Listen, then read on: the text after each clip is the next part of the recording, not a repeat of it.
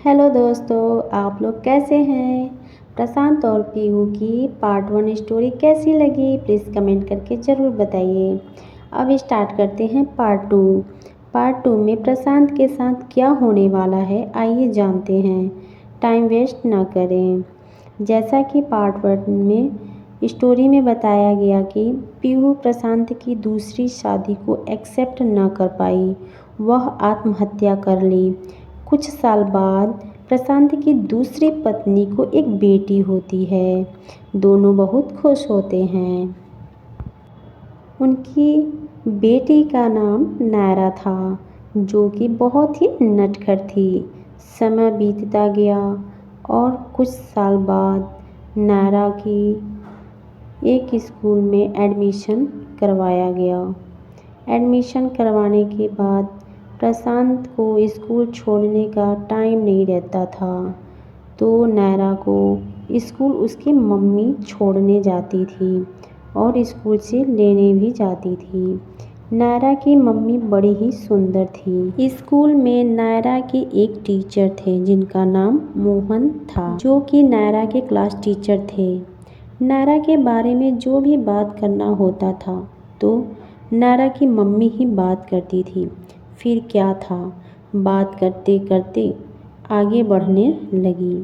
प्रशांत को टाइम ही नहीं रहता था कि वो अपने ऑफिस के वर्क में ही बिजी हो गया था कि कभी घर आता था तो कभी घर भी नहीं आता था।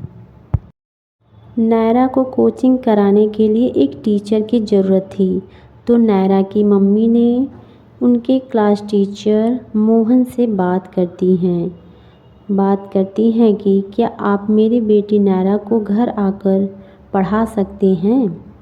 मोहन बोल देते हैं, जी हाँ, मैं आपकी बेटी नायरा को घर आकर कोचिंग करा सकता हूँ।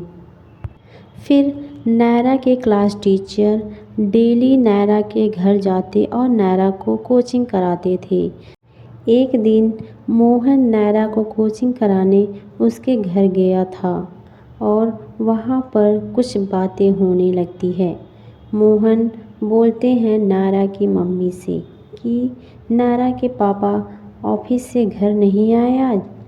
नायरा की मम्मी बोलती हैं, नहीं, आज उनको ज़्यादा वर्क हो गया है, इसीलिए उनको टाइम लगेगा काम करने के आने में। नायरा की मम्मी नायरा के क्लास टीचर के लिए चाय बनाती हैं।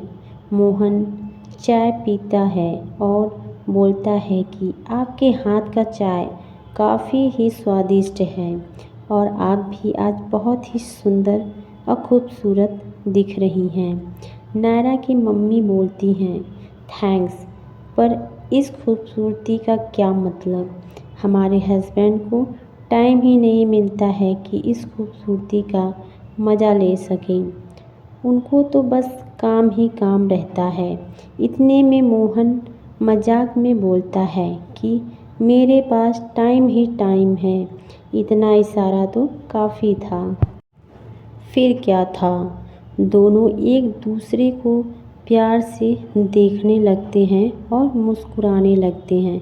नायरा को एक खिलौना देकर बालकनी में खेलने के लिए कह देते हैं और दोनों एक कमरे में जाकर एंजॉय करने लगते हैं। सब कुछ भूल जाते हैं और उनको तो लगता है कि दुनिया की सारी खुशी आज मिलने वाली है। और नायरा के क्लास टीचर मोहन को तो बहुत ही खुशी मिलने वाली थी, वो तो सब कुछ भूल जाता है। लेकिन नायरा की मम्मी को तो सोचना चाहिए था कि मेरे पास मेरी एक छोटी सी बच्ची है और मेरा एक हस्बैंड है, लेकिन आजकल कौन इतना सोचता है।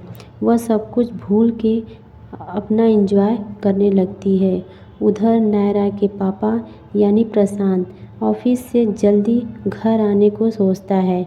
वह अपना वर्क ख़त्म करके जल्दी से घर आता है और घर आके दरवाज़ा को खटखटाता है और जो देखता है वो तो देखकर हक्का बक्का रह जाता है, मानो जैसे पैरों तले ज़मीन खिसक गया कि मैं ये क्या देख रहा हूँ।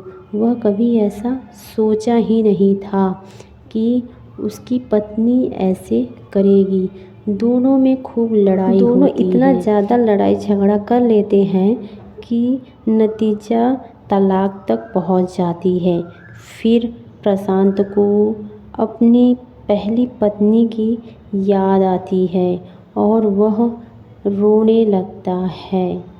वह सोचता है कि मैंने अपनी पत्नी के साथ क्या कर दिया, इसीलिए आज मेरे साथ भी ये गलत हो रहा है, क्योंकि मैंने उसके साथ गलत किया था। जैसे करनी वैसे भरनी, इसीलिए किसी के साथ गलत नहीं करना चाहिए।